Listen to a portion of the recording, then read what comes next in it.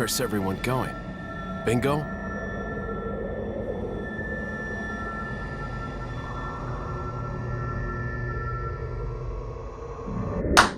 What is up, guys? Shredded Otaku here, and today we're finally getting back to a real game review because we have to talk about one of the games that I was excited for all year long. One of the games that I really told myself, like, I'm gonna spend the time, I'm really gonna soak in this game as much as I possibly can, and that is, of course, Resident Evil 4 Remake. Where's everyone going? Bingo?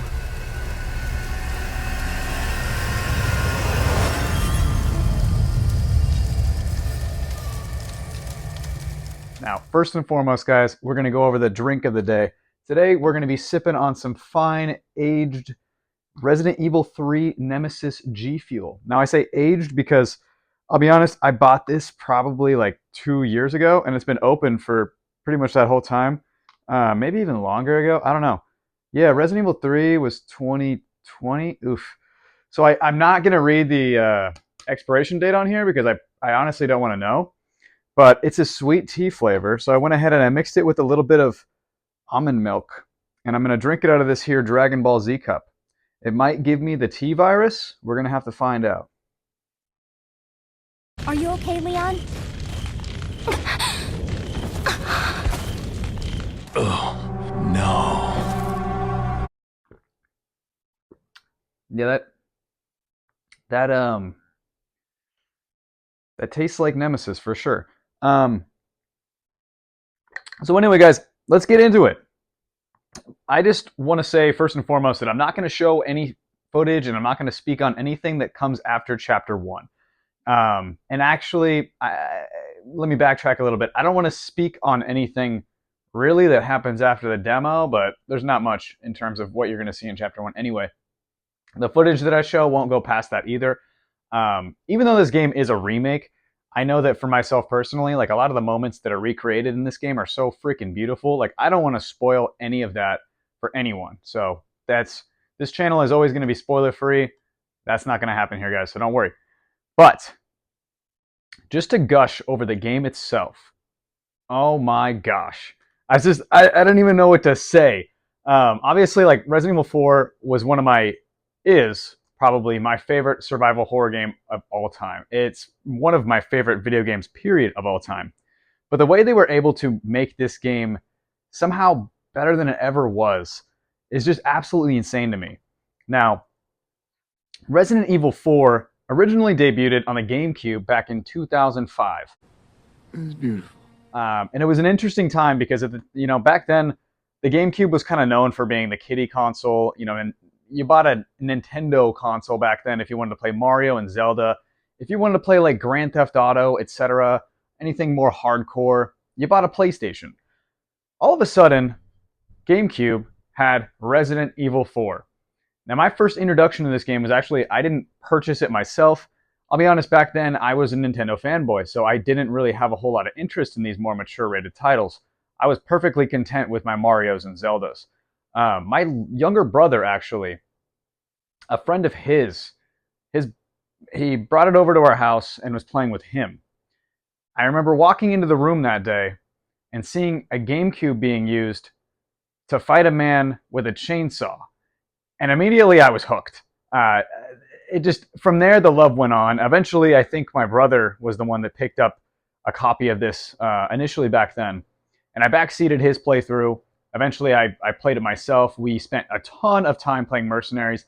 It's a very nostalgic title for me for that reason. A lot of my roots in gaming come from couch co-op with my younger brothers and just us backseating each other. This was a game that I'll be honest, he was the star, and I kind of eventually fell in love afterwards. But prior to the release of Resident Evil 4, the series as a whole was very well loved and well liked, and we had, as a family, me and my brothers played the prior entries in the series, but we never fell in love quite to this degree, and it's because of the way the gameplay, I think, was presented before this game. And for those of you that don't know, Resident Evil 1, 2, and 3, and all the side stories that came before Resident Evil 4, Code Veronica, etc., they all, I don't even know the word to use, where it was a fixed camera that essentially followed the player around depending on where they were going. A lot of the horror aspects of the game came from just being so freaking helpless in that sort of gameplay, and it worked really well. But when Resident Evil 4 came around and introduced the over-the-shoulder camera aspects, and like you actually felt like you were controlling your character and could figure out what the hell it was you were doing, that was a freaking game changer.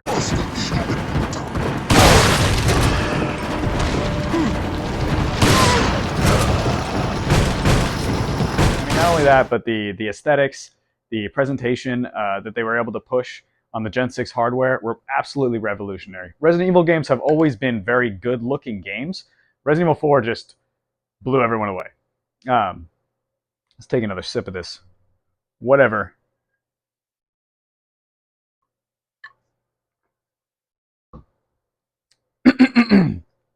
Woo! That is probably going to hurt me.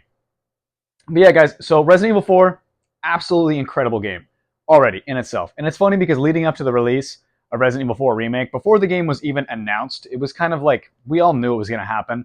Playing the Resident Evil 2 and 3 Remake that happened back in, I think it was 2018 and 2020.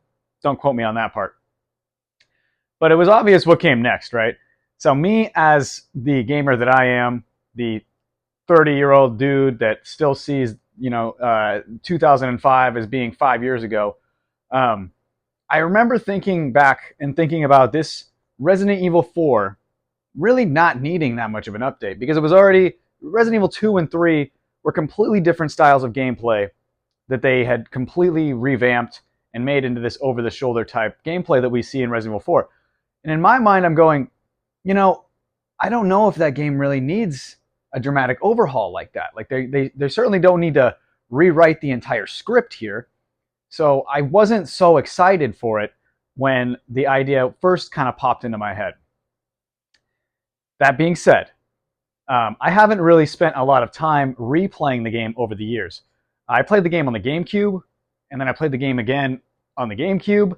I know a lot of people have bought this game and other Resident Evil titles over every single console generation because it's been re-released a million times.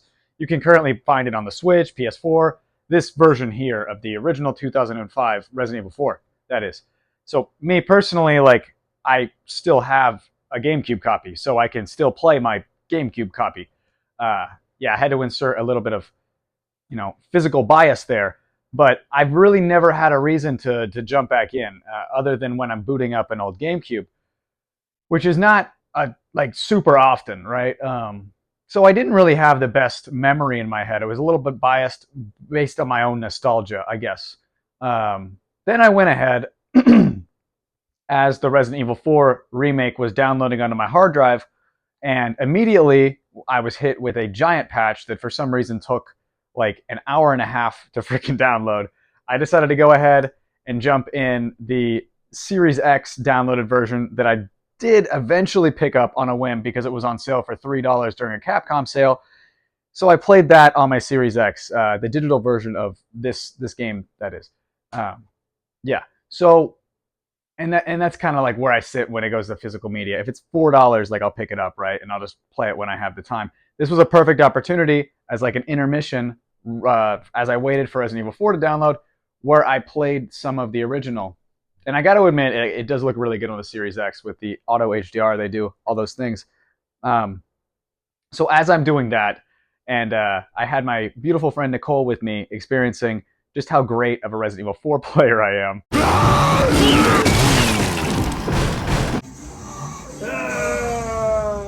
Okay. Yeah, so it didn't go very well. I won't lie about that. But to be fair, like, the tank controls were the first thing that really hit me, and I was like, whoa, like, I forgot what it felt like back then. And on the GameCube, I remember it feeling super immersive and very tight. Once you get good at the tank controls, where you're stuck in one place and you can only aim while you're standing there, it does feel okay. But it was definitely dated, and I did not feel great. So I played through some of that. Finally, Resident Evil 4 Remake finished downloading. Alexa, scary time. And yes, I already played the demo last week, and so I knew what I was getting into for the most part. But holy crap, the ability to go, and I'm so glad that patch took so long to download, because the ability to go from 4 immediately, seamlessly into the new game and compare and contrast them 1-to-1 like that was absolutely necessary for me to appreciate what they did here. I mean, I was walking through the exact same room in the initial village, noticing the little nooks and crannies, and after getting killed by the Chainsaw Man in the original game 20 times and memorizing in my head, okay, shotgun there, ammo there, there's a gem over there, I then booted up Resident Evil 4 Remake, and everything was in the same location, except everything looked like it felt in 2005. I mean, including how great and tight the controls felt back then. It was just like, it was the most beautiful reconnection with my 12-year-old self that I've had in gaming in so long. And I can't express that enough. Now, there's tons of little funny things that you're going to find throughout this game as well. There's so much care put into every single part. And again, I'm not going to spoil anything for anyone, so don't worry. But there's just so many little things. If you really just look around the map and play with stuff, you're going to discover things like... Oh! The cow! Oh! No! Not the cow! One weird example of a cow accidentally catching on fire. There's a ton of little things if you go around and just, again, nooks and crannies. Like, it's worth exploring. There's a couple little side missions here and there, the blue medallions, etc. But just really exploring how much care, or discovering how much care was put into these maps, I highly recommend it, guys.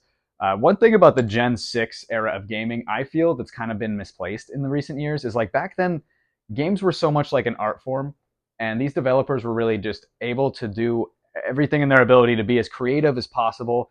And there was a lot more thought put into making the maps interactive, at least in my opinion. There are some games here and there that you'll find that actually push that boundary nowadays. But for the most part, what I see nowadays is everything looking very aesthetic and very clean and very like 4K HD, ray tracing, all these things. But the map itself is usually so static. Like, there's not like a weird thing you can discover, like accidentally setting a cow on fire. There's a ton of that here in this game, guys, and I really recommend just spending the time. Do not rush the playthrough of this game by any means, just because everyone else is, including myself, taking time off work and speed running it just to, talk about it maybe. But to be fair, I'm going as slowly as I possibly can with all of the excitement that I have within me. And I plan to play this game probably 4 or 5 times. The great thing about the Resident Evil series is, even though they're like, let me take a sip of this so I can set it down.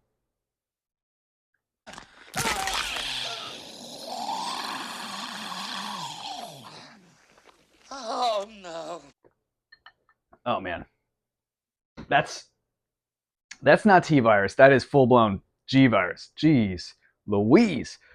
But the great thing about the Resident Evil series is that it's not super like long of an investment to get into. They're about 12 hours in total if you really just front to back them.